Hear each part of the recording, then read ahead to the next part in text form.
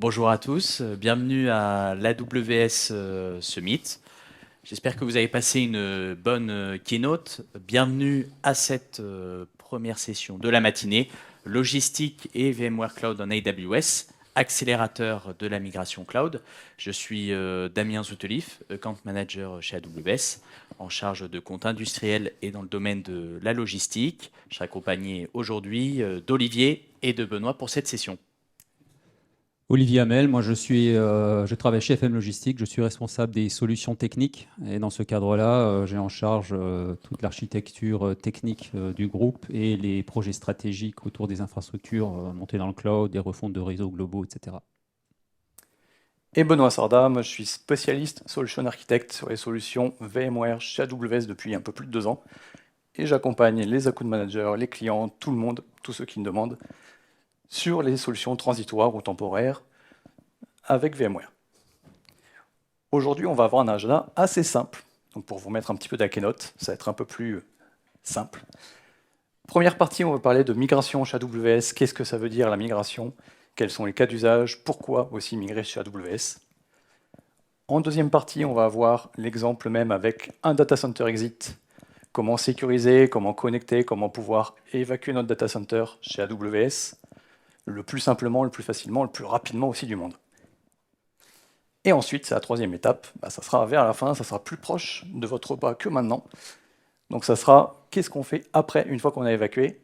C'était la première étape, maintenant, qu'est-ce qu'on fait en deuxième, troisième étape? Comment est-ce qu'on va vers la modernisation? Comment est-ce qu'on optimise tout ça? Comment est-ce qu'on va plus vite, plus loin?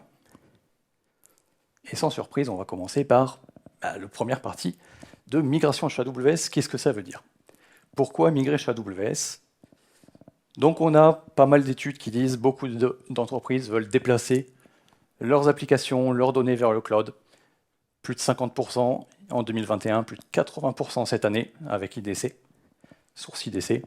Les applications, souvent, c'est assez divers. Ça va être VMware, ça va être Windows, SAP, database, mainframe. On va avoir un panel assez large de solutions qui ne se déplacent pas toujours aussi facilement, qui se déplacent avec des petits challenges qu'on va voir justement dans la session. Pourquoi les déplacer? C'est pour aller vers le cloud avec tous les objectifs qu'on connaît. Donc pouvoir profiter de la sécurisation, pouvoir profiter du scale, pouvoir avoir accès à l'évolution, aux performances, au scale du cloud, tout simplement réduire les coûts d'exploitation aussi, dans un monde où c'est de plus en plus compliqué, toute cette partie OPEX, de pouvoir l'optimiser, de pouvoir gagner en agilité en allant vers des services managés, ne plus s'occuper des tâches assez ingrates, et accélérer évidemment la transformation digitale de l'entreprise. Ça, c'est le pourquoi on va dans le cloud, avec un magnifique cloud ici. Souvent, cette partie-là, ça va commencer par un assess. On va regarder un petit peu l'application, qu'est-ce qu'on fait avec, qu'est-ce qui est installé aujourd'hui sur mon on-prem, comment est-ce que je vais pouvoir le bouger, qu'est-ce que je vais pouvoir bouger aussi, et vers quoi. Ça va passer par souvent une phase d'assess, de voir ce qui existe et ce vers quoi on va aller, au moins en première étape. La première partie de l'assess, on va découvrir un peu l'infrastructure. Et là, souvent, on va voir, première réalité, il y a un existant, il y a quelque chose qui existe déjà. On part rarement de zéro, on part avec des serveurs, des load balancers, du réseau, beaucoup de technologies. Et souvent, ces technologies, on avait au tout début une idée d'innovation, mais il y a quelque chose qui l'a ralenti au fur et à mesure du temps, qui sont les opérations, qui sont prendre soin de son infra, pouvoir aller plus vite. Et c'est pas toujours évident, parce que pour pouvoir opérer un cloud on-prem, c'est un peu plus compliqué que ce qui paraît. Et là-dessus, on va avoir des petits soucis de comment est-ce qu'on intègre tout ça, comment est-ce qu'on ajoute une nouvelle technologie, comment est-ce qu'on importe l'innovation là-dedans. Et là, on va démêler un petit peu la pelote, et c'est là où on va voir justement toutes les briques technologiques, tout le scope qu'il peut y avoir. La deuxième partie, c'est l'écosystème. Souvent, on va parler migration. Ok, on a migré le compute, c'était facile, il y avait du stockage et du CPU. Facile, il n'y a pas que ça. Et c'est là où on va voir l'iceberg et on va voir les opérations, la CMDB, l'automatisation, le backup. Et on ne va pas migrer dans le cloud sans avoir du backup. Et on ne va pas non plus migrer sans avoir le réseau qui est fait, etc., etc. Donc on va découvrir au fur et à mesure cet écosystème qu'il va bien falloir embarquer, parce que du coup, quand on migre, on ne part pas sans rien, on embarque notre écosystème, on le prend avec nous, et on en fait quelque chose de cet écosystème. Donc il va falloir réintégrer toutes ces opérations, tout ce qu'il y a en dessous de l'eau, qu'on ne voit pas forcément au tout début, c'est ce qu'on va voir avec l'ACES justement. Et ça, il faut vraiment le prendre en compte. Troisième et non des moindres, la partie people et process. Et dans cette partie-là, on va voir des équipes, des fois des équipes différentes, des équipes qui se parlent ou qui ne se parlent pas, des équipes réseau, des équipes sécu, des équipes ops, des équipes architecture. Ils sont assez peu souvent réfractaires. Ils veulent y aller, mais ils ont besoin de temps. Ils ont besoin de temps pour monter en compétences, pour adapter les process, pour adapter les règles. Donc très souvent, on va partir de règles déjà validées. Le cas typique, c'est dans la sécurité. On a déjà des règles qu'on a validées sur notre existant. Il faut transcrire tout ça dans le cloud, et il faut le transcrire avec le langage du cloud. Tout ça, ça ne se fait pas en un jour, sinon ça serait trop facile. Et il faut repenser aussi cette partie réseau, cette partie exposition, cette partie compute. On va avoir aussi la vue architecture et fournisseur de services. Assez souvent, le SI est fournisseur d'applications, et fournisseur de plateformes pour les applications. Et donc, ils ne savent pas forcément ce qui tourne comme application. Ou alors, ils sont juste fournisseurs de machines virtuelles, de conteneurs, bref, de plateformes en dessous. Et ils ont des SLA, des SLO, donc des agreements qui ne peuvent pas casser tout simplement, qui ne peuvent pas passer outre, juste en disant on change de techno, vous allez rire, on n'est plus sur 4.9, on va être sur 2.9, et puis ça ne va pas être les mêmes échelles. Et évidemment, on a toute la partie process qu'il faut bien prendre en compte, bien réadapter, beaucoup de procédures d'exploitation, beaucoup d'automatismes d'exploitation. Comment est-ce qu'on exploite le cloud aussi? Une fois qu'on a migré dedans, comment est-ce qu'on maintient ça at scale? Là-dessus, on va commencer, après notre access, à drafter un peu une roadmap. On part du data center, facile. On a une vision normalement qui est en année généralement. Et on dit, on veut aller vers là-bas. Vers là-bas, ça peut être du conteneur, du serverless, peu importe. Mais là-dessus, il va falloir faire une roadmap. Il va falloir dire, je veux passer par des premiers points. Typiquement, le premier point, ça va être un lift and shift. Donc une migration toute simple. D'où aujourd'hui. Ce lift and shift, on va essayer de le penser le plus simplement pour que ça soit le moins déstructurant, pour que ça soit juste un premier pas.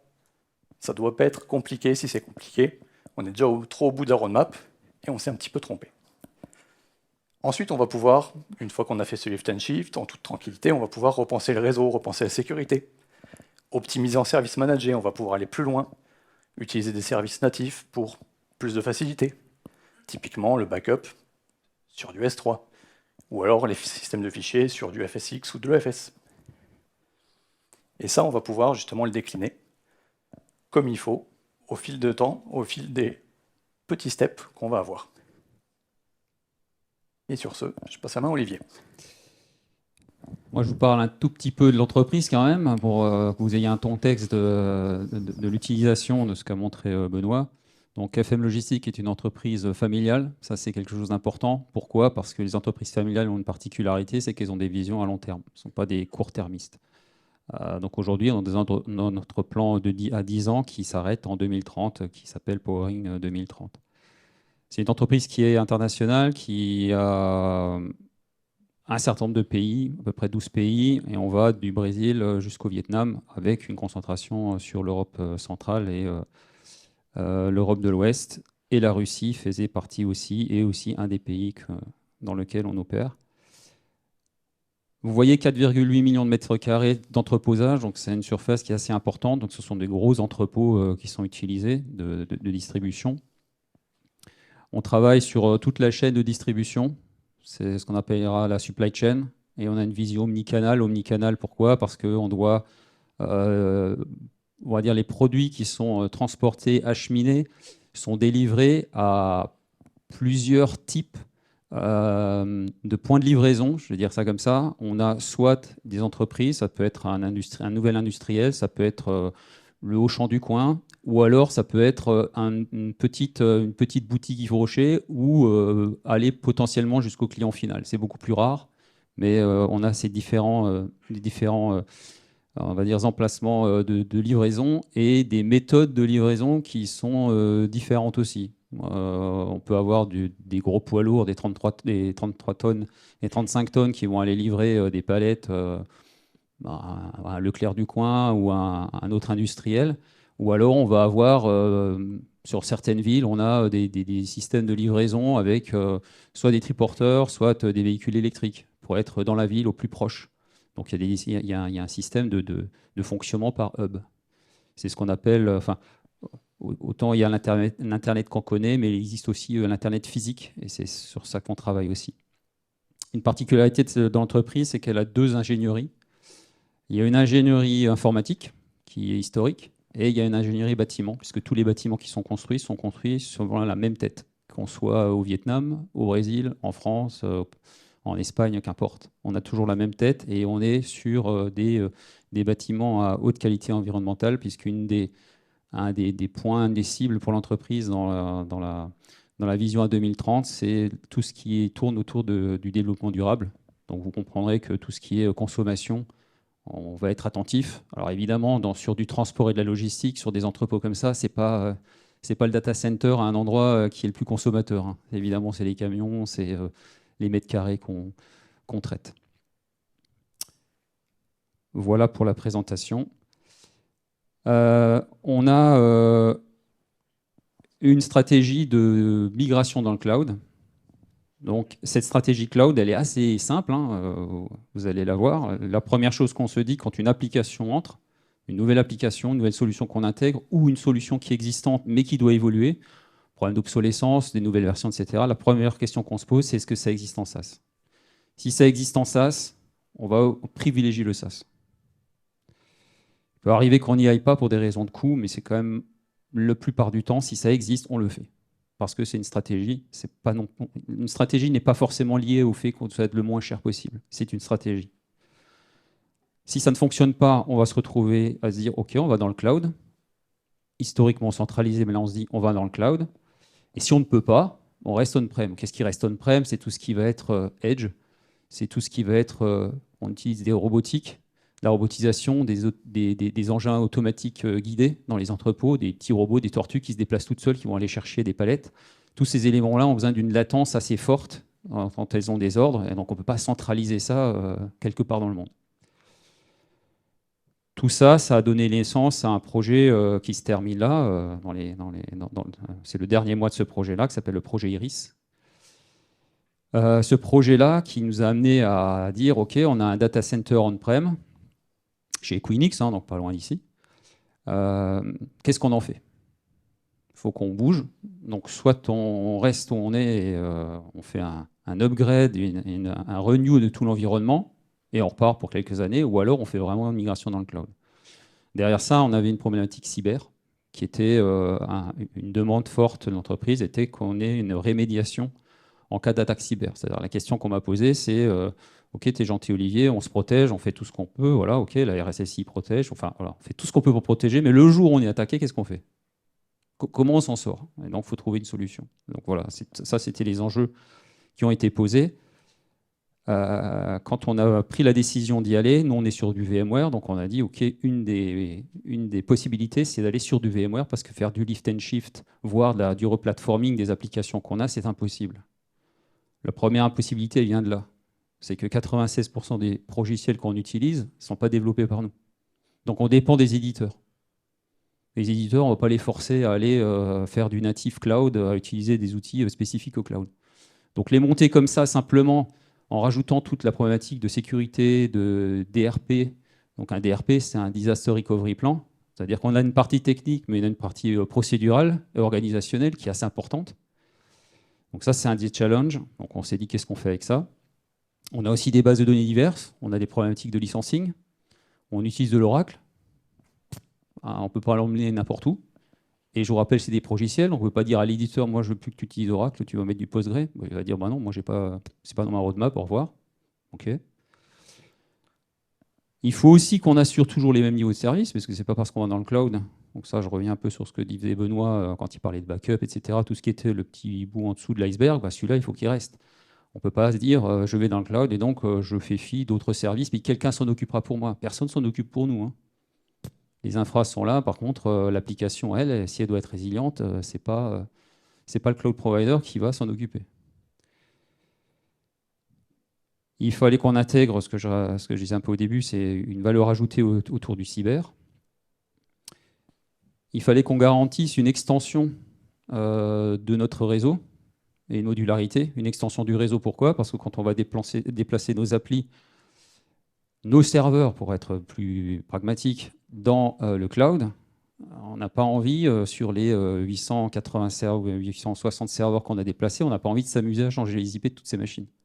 Et à retravailler énormément de choses, puisque ces IP sont utilisés aussi sur les sites, par des terminaux radio, des opérateurs qui se trouvent sur les plateformes avec leur montre connectée pour aller scanner des colis, etc. Donc on ne peut pas s'amuser à faire ça. Donc on a dit, le réseau, il faut qu'il reste identique. Et le dernier, non des moindres, challenge, c'est tout ce qui est assurer la montée en compétences des équipes et surtout la partie MCO une fois qu'on a fait le build. C'est bien quand on a fait le build, mais après, il faut que ça opère. Et il faut conserver cette capacité-là. Merci Olivier. Donc ça nous enchaîne directement sur cette partie-là, la plus intéressante. Comment est-ce qu'on exécute ça? Maintenant qu'on a tous les challenges, qu'est-ce qu'on fait? Après, vous avez été un petit peu spoilé par le titre.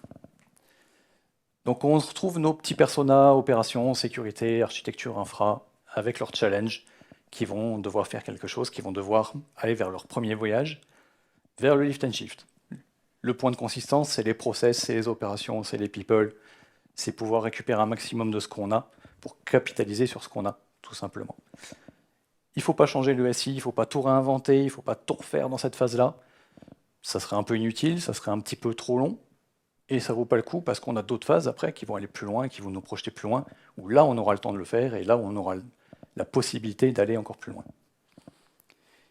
Et le but, c'est vraiment de tout porter tel quel, donc de ne pas faire de changement d'adresse IP, de ne pas faire de changement de nom, de ne pas faire de changement tout court, en fait, de format, de quoi que ce soit, que les logiciels continuent de marcher comme ils marchaient, que tout aille comme avant, en fait, tout simplement. Donc, on porte tel quel, on ne se pose pas trop de questions dans cette première phase. On prend à gauche, on amène à droite, et c'est beaucoup plus facile. La solution, c'est un petit peu spoilé dans le titre, forcément, c'est VMware Cloud en AWS qui permet de faire ça. Donc, qu'est-ce que c'est que cette solution? C'est une solution faite conjointement avec VMware et AWS, où VMware fait l'installation, le déploiement, la gestion du socle, le support. C'est VMware qui fait toute la partie VMware. S'il y a besoin avec AWS, parce que ça repose sur des serveurs bare metal, ça repose quand même sur tout le socle AWS, VMware va se débrouiller avec AWS. Le client n'est pas impacté à devoir ouvrir des tickets différents de support ou à devoir ouvrir plein de choses différentes. Ça inclut quoi dans l'offre? On a la partie hyperviseur, évidemment, la partie stockage aussi, qui peut être soit vSAN, soit étendue avec du FSX for NetApp ONTAP. On a la partie réseau, avec NSX, qui peut être complétée avec d'autres briques réseau de firewalling, évidemment aussi. Toute la partie ARIA, Automation, Ops, Logs, donc tout ce qui est pour prendre soin du D2, pour prendre soin de l'existant, c'est inclus, mais c'est un service managé. Le but, c'est que les équipes on-prem n'aient plus à patcher, n'aient plus à maintenir le socle. Le socle est un service, il n'y a plus à le patcher, il n'y a plus à s'embêter, il n'y a plus à refaire d'architecture. On clique, on a, ça marche. C'est l'agilité du cloud, c'est ce qu'on a présenté au tout début, avec le scale du cloud, comme ça on n'est pas embêté. Et ça nous permet d'avoir l'accès à tous les services natifs. L'avantage, c'est conçu conjointement, donc on a vraiment la bonne réactivité technique, que ce soit de VMware, d'AWS, donc tout ce qui va être patch de sécurité, patch tout court, nouvelles fonctionnalités, ça va être en premier lieu sur VMC, sur VMware Cloud en AWS, parce que c'est conçu comme un service vraiment aussi au sein de VMware. C'est vraiment une business unit qui prend soin de ça et qui a sa roadmap et qui a ses évolutions aussi. Donc les bénéfices, c'est un socle VMware managé par VMware, donc c'est consistant. Il y a du VMware on-prem, il y a du VMware dans le cloud. On ne change rien, impeccable, et en plus c'est VMware qui gère la solution. C'est cohérent d'un point de vue opérationnel, puisqu'on peut porter les workloads depuis le data center vers le on-prem très facilement. C'est littéralement clic droit, migrer. Et une fois qu'on a bougé tout ça, on a l'intégration avec les services. Donc on peut aller plus loin. On peut utiliser des services, typiquement l'extension stockage avec FSX, du S3 pour le backup, du CloudWatch pour le monitoring, du RDS pour les databases, et j'en passe et j'en passe. Il y a plein de sessions qu'on parle. Vous pourrez les voir à toutes ces sessions-là. Et surtout, voilà, c'est rapide, donc on change le moins possible. Pas de conversion, pas de changement, pas de questions à ce moment-là. On envoie tel quel et on ne se pose plus de questions. Et au moins, toute la partie opération, c'est géré. Une slide où il faut aller prendre le paracétamol avant. On va en parler un petit peu, on parlera multi-cloud, réseau, un peu de tout. Donc c'est la solution chez Olivier. Donc on est parti de data center qui était placé chez Equinix, parce que beaucoup ont des data centers chez Equinix à Paris, voilà, c'est assez fréquent. De là, FM Logistique avait quand même plusieurs solutions cloud, puisque tu l'as parlé, il y a du SaaS, il y a d'autres clouds. Donc on a d'autres cloud providers, d'autres SaaS providers.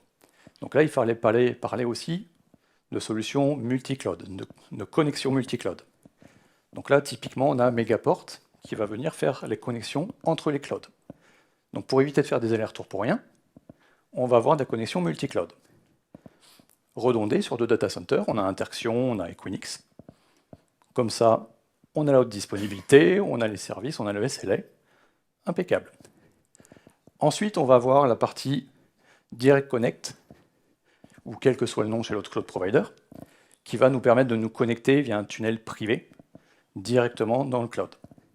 Ce Direct Connect va avoir tout le réseau qui va être relié, donc la Transit Gateway, les Transit Gateway, qui sont les routeurs du cloud, entre guillemets. On va arriver sur un Security VPC qui correspond à l'architecture standard AWS Landing Zone, avec l'inspection VPC ou Security VPC, dans lequel on va retrouver nos firewalls périmétriques, qui vont servir d'entrée et de sortie, que ce soit entrée-sortie dans le cloud ou vers Internet, ou depuis Internet. Ces firewalls ensuite vont pouvoir renvoyer vers les autres services, par exemple un Kubernetes ou un Connected VPC. Et par là-dessus, on va pouvoir aussi connecter la partie VMware tout à droite. Du réseau classique, ça se connecte comme n'importe quel autre service avec la Transit Gateway. On a une patte dans le Connected VPC où on va retrouver notre écosystème, typiquement le backup, le file avec le NAS. On va retrouver aussi d'autres services, monitoring, etc. On va les retrouver là-dedans. Et on va retrouver aussi la partie cyber en dessous, avec Live Cyber Recovery, anciennement VMware Cloud Disaster Recovery, sur un recovery SDDC qui est prêt, qui va être prêt d'un point de vue réseau, d'un point de vue compute, qui va juste avoir besoin de ce scale quand il y en aura besoin. Comme ça, le coût est minime tant qu'on n'en a pas besoin. Quand on en a besoin, le jour où il y en a besoin, on peut le scale. Et tout ça avec tous les autres outils du bord.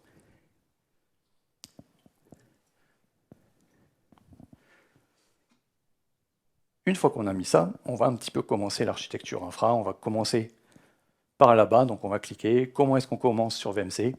Ça reste un service AWS et VMware, donc on a une page aws.amazon.com/VMware, c'est simple.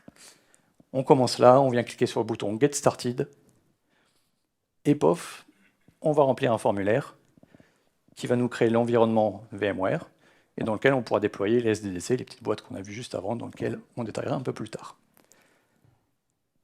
Et justement, la première question, ça va être qu'est-ce qu'on fait pour le réseau, qu'est-ce qu'on fait pour cette interconnexion? Et là, je passe la main à Damien. Merci Benoît. Écoutez, maintenant je vais essayer de faire passer le paracétamol de façon un petit peu plus douce en vous détaillant 6 étapes de la partie connectivité en passant par la migration jusqu'au plan de reprise d'activité.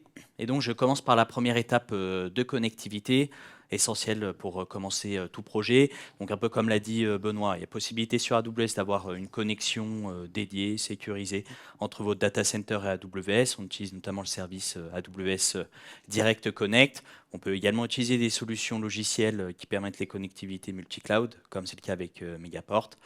On déploie les premières briques de landing zone d'un point de vue réseau et sécurité avec les différentes passerelles, Transit Gateway, Internet Gateway, et notre VPC de sécurité avec les premiers firewalls. Ça, c'est la première étape essentielle de connectivité sur laquelle on travaille, qui est suivie, Benoît a mentionné, par la création du Software Defined Data Center, le SDDC, c'est ce qui va accueillir plus tard l'ensemble des machines virtuelles que vous allez pouvoir migrer.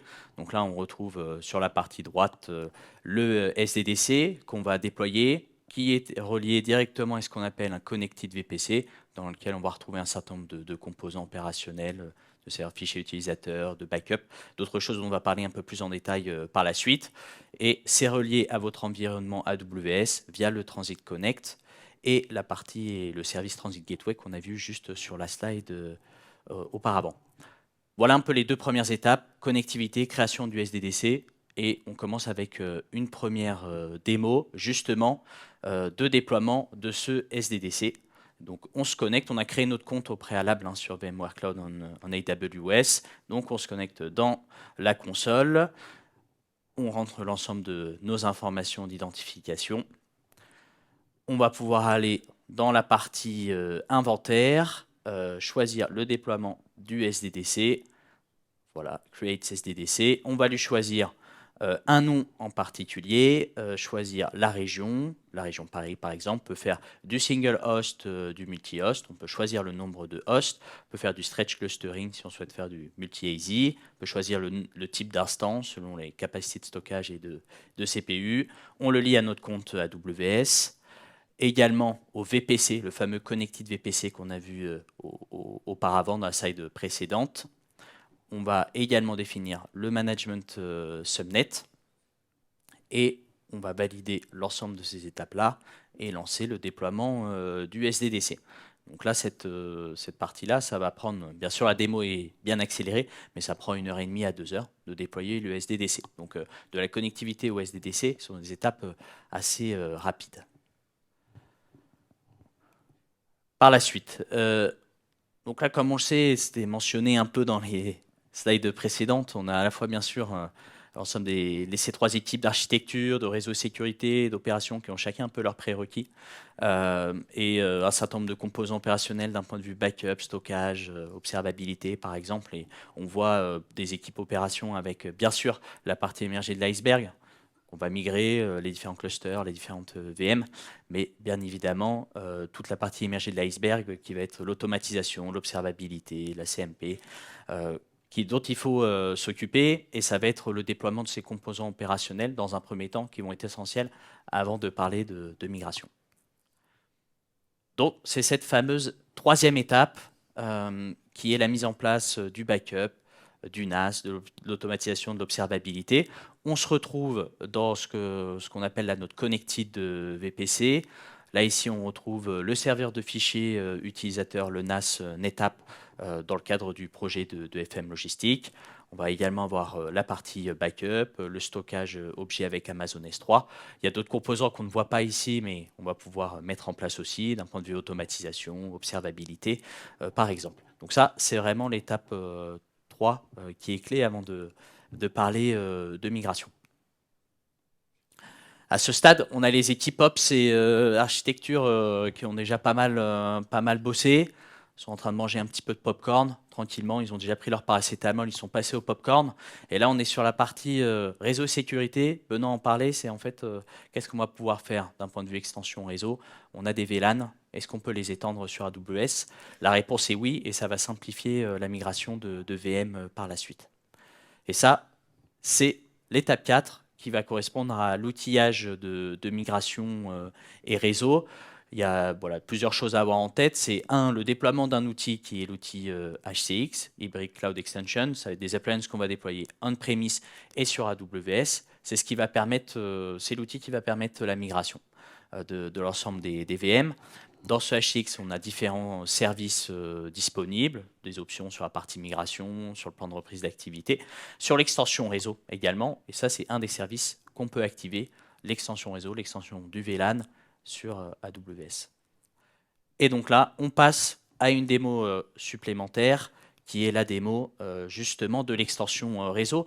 Donc en fait, on se retrouve sur l'outil HCX. Donc au préalable, on a déployé déjà notre outil HCX, on est passé de cette étape-là. On a deux sites, il y a une bonne interconnexion entre nos deux sites. Là, c'est l'exemple entre la partie on-premise et la partie AWS. On va se retrouver sur différents services disponibles dans HCX. Et là, on a la possibilité de faire extension réseau. On trouve notre réseau SDDC et le VLAN qu'on va étendre. Donc on le sélectionne, on va pouvoir choisir différentes options d'un point de vue réseau, du routeur, de l'adressage IP, d'un point de vue appliance d'extension. On choisit l'ensemble de ces options-là et on lance l'extension réseau. Là, en tant que tel, on suit un peu pour la démo. C'est en fait une opération qui va durer quelques minutes. Ça va être intéressant d'étendre le réseau pour la migration ultérieure des différentes VM sans avoir à changer les adresses IP. Donc là, on a vu les 4 premières étapes et on va passer à l'étape clé de migration des workloads avant de passer à la partie plutôt cyber-résilience.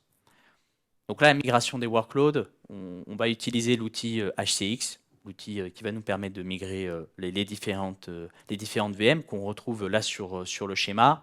On a différentes options de migration. Ça peut être à froid, à chaud avec une interruption minimale. Ça peut être en live qu'on peut migrer également. On peut planifier les migrations. On peut faire une par une, migrer une par une. On peut faire en bulk. Donc il y a plein d'options possibles pour la migration des VM. Et on va utiliser justement cet outil HCX pour permettre cette migration. Avant-dernière démo, là je vous fais une petite démonstration sur la migration des VM pour que vous vous rendiez compte un petit peu de la facilité d'utilisation des outils pour migrer une machine virtuelle. Alors au préalable, en fait, on va se retrouver dans la console NSX, où on va retrouver nos 2 réseaux, la partie SDDC et également la partie VLAN qu'on a étendue. Ils sont bien là, ils sont disponibles. Ça va être intéressant pour la migration ensuite. Là, on va faire un petit test de ping entre une VM qui se trouve sur AWS et une VM qu'on va migrer, qui se trouve on-prem pour montrer la fiabilité de la connexion au réseau et qu'on peut migrer facilement sans interruption de machine. On va sélectionner notre VM. Alors, on peut migrer en clic droit, sélectionner la VM, ou alors on retourne dans la console HCX. Là, en fait, on retourne dans la console HCX. On va aller dans les services migration en tant que tel. On va avoir la liste des VM qui sont disponibles. Nous, on va en sélectionner une. Et celle-ci, on va aller la migrer. On va lui définir un groupe pour la migration. Là, on a un certain nombre d'options qu'on peut remplir d'un point de vue compute, également d'un point de vue stockage. On va utiliser des outils de migration vMotion. On va choisir un folder dans lequel se retrouvera la VM par la suite. On peut planifier la partie switchover. On va également, là ici, choisir sur la partie interconnexion notre HCX en question. On a un certain nombre d'options qu'on va pouvoir sélectionner, Security Tag, la partie Custom Attributes. Ça permet en fait de migrer vos VM d'on-premise vers AWS avec vraiment la même configuration. On valide l'ensemble des critères et là on appuie sur Go et en fait on opère la migration. Ça va être assez rapide. C'est une petite VM qu'on est en train de migrer. On va voir la migration en cours, les données, le switchover par la suite. La VM a été migrée en l'espace de quelques minutes en tant que telle. Et là, en fait, on va retourner faire un peu notre test de ping. On va retrouver notre nouvelle VM qui était on-premise sur AWS. Et ce qu'on va faire, c'est cette nouvelle VM, on va la mettre non plus dans le VLAN étendu, mais dans le réseau du SDDC. Et on va voir directement, on change le réseau très facilement. On va voir directement l'impact sur la latence en question. D'un test de ping, on était un peu plus de 80 millisecondes, où en fait on avait 2 sites distants, la partie on-premise et la partie sur AWS. On était un peu plus de 80 millisecondes. On a désormais 2 VM qui se retrouvent toutes les deux sur AWS avec une latence de moins d'une milliseconde. Là, donc, nous avons fait l'ensemble des 5 premières étapes jusqu'à la partie migration. Comme dans tout projet et comme l'a énoncé Olivier dans la stratégie de FM Logistique, la cyber-résilience, c'est un des premiers sujets également qu'on aborde dans le cadre de ce projet-là. On retrouve les différentes deux grandes briques sur ce plan de cyber-résilience. On a à la fois sur la partie droite tout ce qui va être le SDDC de recovery, qui va nous permettre d'avoir un SDDC, un nouveau SDDC dans le cadre d'un failover. On utilise un outil VMware qui s'appelle VMware Live Cyber Recovery. C'est cet outil qui est utilisé pour faire le plan de reprise d'activité. On aura différents scripts, fonctions lambda qui seront utilisés pour permettre ce failover avec l'ensemble des configurations. Et on voit sur la partie gauche, la partie serveur de fichiers NetApp, on peut également travailler sur un plan de recovery sur ces fichiers-là. Ça, c'est un peu les deux grandes briques dans le cadre du projet de FM Logistique sur la cyber-résilience. Alors, là, j'aborde la dernière démo sur la partie cyber-résilience. Ça va aller un petit peu vite, mais je vais vous parler un petit peu des grandes lignes de création, en fait, de protection sur vos VM et de plan de recovery en cas de gros incidents, de panne, par exemple. Donc, on retrouve, en fait, on est dans notre console VMware Live Recovery qu'on utilise pour mettre en place ce plan-là, de plan de reprise d'activité. On va retrouver nos snapshots de VM dans les Cloud File Systems. On va retrouver les sites qu'on cherche à protéger. On va retrouver notre SDDC de recovery. C'est là où on retrouvera l'ensemble des VM dans le cas d'un failover. Et ce qu'on va faire dans un premier temps, c'est créer des groupes de protection, des protection groups. Donc là, ça va être des groupes de VM qu'on va chercher à protéger. On peut faire des VM Tier 1 avec de l'AD par exemple. Et là, sur les deux VM en question, on va définir les différents types de snapshots qu'on souhaite mettre en place. Donc tout dépend un peu les contraintes, les objectifs que vous avez d'un point de vue RPO. Mais vous le configurez à ce moment-là au niveau de la création des protection groups. Alors là, je vais très très vite comme vous le voyez sur la démo.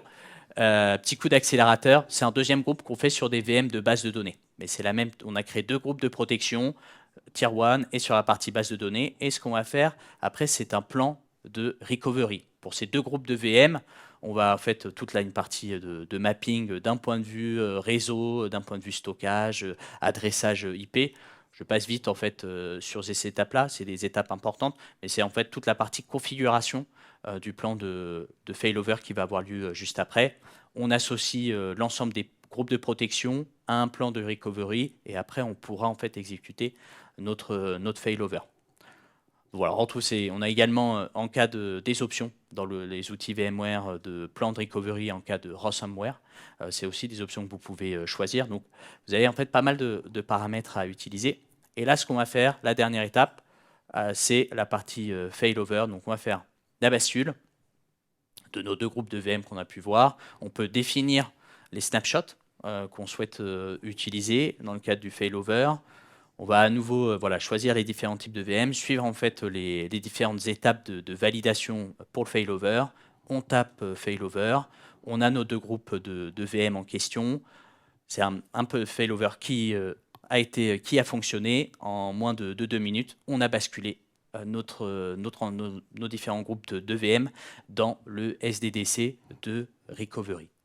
Voilà un peu de bout en bout de la première étape de connectivité à l'étape de cyber-résilience, tout un projet de data center exit que vous pouvez mener assez facilement avec les outils VMware Cloud en AWS avec le cas d'usage d'utilisation par FM Logistique. On attaque la dernière partie, facile et ensuite. Quelles sont un peu les perspectives après avoir migré sur VMware Cloud en AWS? Et je te passe la main, Olivier. Merci. Alors vous l'avez compris que le réseau, c'est quand même un point assez critique dans ces migrations-là. Il ne faut surtout pas le négliger. C'est vraiment important. C'est d'autant plus important que si on veut faire quelque chose après, il faut bien l'avoir construit dès le départ. Notre projet Iris s'arrête et entre-temps, on a déjà commencé un autre projet qui est finalement le data centerless. Autrement dit, tout ce qui nous reste côté Equinix, il faut qu'on le sorte et qu'on nettoie Equinix. Voilà, on arrête tout et on reste uniquement dans le cloud. Évidemment, on n'en sort pas comme ça parce qu'on a encore d'anciens équipements, des serveurs HPX par exemple. Là, vous n'allez pas trouver un cloud provider, il faut qu'on trouve des solutions pour ces systèmes-là. Il faut qu'on note tout ce qui est fonction NAS encore existante et qu'on les sorte sur la partie AWS. Tout ce qui est reverse proxy. Enfin, il y a toute une couche réseau qui est assez importante. Il y a du SD-WAN, etc. Comment je fais pour que mes sites discutent de manière optimiser, mais dans le sens aussi des coûts optimisés, parce que là, il faut faire très attention avec les coûts au niveau réseau. Là, il faut être bien conscient de qu'est-ce qui coûte une transit gateway à un coût, quand ça rentre, quand c'est entre transit gateway et non. Enfin, c'est assez compliqué. Faut, on va dire, j'étais assez méticuleux sur les coûts, hein. Il y a certains qui le savent ici, ici qui me connaissent. Malgré ça, on peut pas les prédire, c'est impossible. On peut avoir une idée de combien ça peut représenter, mais on ne peut pas avoir des coûts à la centaine d'euros près par mois, c'est impossible. Donc ça, c'est la prochaine perspective pour nous, c'est ce data centerless. Ce data centerless, c'est un projet qui doit s'arrêter, qui doit être terminé en septembre. Et les prochaines évolutions, ben, on a un écosystème dans lequel on vit maintenant, qui est différent et qui nous permet. Donc, on est aussi chez un autre cloud provider. Donc là, on se retrouve avec 2 cloud providers. Chez un, on utilise plus de data, mais va aller savoir si on ne va pas les utiliser ailleurs. Donc là, maintenant, on a ouvert un peu le champ des possibles. C'est ça qu'il faut retenir dans les évolutions des usages. Je ne vais pas rentrer forcément dans le détail, mais c'est vraiment, on a le champ des possibles et maintenant, il faut qu'on fasse quelque chose avec ça, qu'on continue notre transformation. Voilà. Et là. Et du coup, pour terminer, dans les grandes lignes, 2 grands sujets après avoir migré sur VMC qui s'ouvre à nos clients, pour raisonner un peu avec ce que disait Olivier. On va avoir dans les grandes lignes des sujets un peu d'optimisation de ce que vous avez sur AWS et des sujets plutôt d'innovation avec la modernisation applicative. Donc là, je vais parler rapidement de la partie optimisation. Qu'est-ce que vous pouvez faire un peu point de vue optimisation des fichiers, des bases de données, de la sécurité également. Typiquement, vous allez chercher à utiliser des services managés sur AWS. Vous réduisez un peu la charge de gestion administrative d'un certain nombre de services. C'est là où pour des serveurs de fichiers, vous pouvez utiliser des services qui s'appellent Amazon EFS, Amazon FSX. Sur du stockage objet, utilisez Amazon S3. C'est un même sujet pour les bases de données. Vous avez différentes bases de données qui peuvent sortir de votre environnement VMC ou créer des nouvelles applications. Vous pouvez utiliser des services comme Amazon RDS qui est compatible avec les moteurs de base de données open source, également commercial, pour en fait réduire la charge opérationnelle de ces gestions-là, de gestion de vos bases de données, voire même utiliser les services de base de données AWS qui s'appellent Amazon Aurora. L'utilisation d'AWS, ça s'accompagne à la fois de gestion des coûts dès le début de l'architecture. Je pense que Olivier a pas mal insisté dessus et c'est un élément clé dans nos projets. Et c'est également la sécurité. C'est un petit exemple que je mets ici. Vous pouvez chercher à sauvegarder, à faire des rotations de vos clés d'API, vos informations d'identification. On a différents services qui existent. AWS Secret Manager, c'est ce service-là qui vous permet de sauvegarder et rotation de vos clés d'API, par exemple. Pour terminer, la partie plutôt innovation, modernisation applicative, donc tout ce qui va être la partie refactoring, conteneurisation de vos applications, utilisation de services de calcul serverless. Là, vous avez différentes options qui s'offrent à vous. Si en fait, pour une nouvelle application ou une application existante que vous cherchez à conteneuriser, vous avez l'option de l'orchestrer soit avec un service natif AWS qui s'appelle Amazon ECS, ou alors, si vous utilisez technologie Kubernetes, vous pouvez utiliser Amazon EKS. D'un point de vue calcul, vous pouvez utiliser Amazon EC2 ou également utiliser un service serverless, où là c'est AWS qui va gérer les différentes ressources, la mise à l'échelle, qui s'appelle AWS Fargate.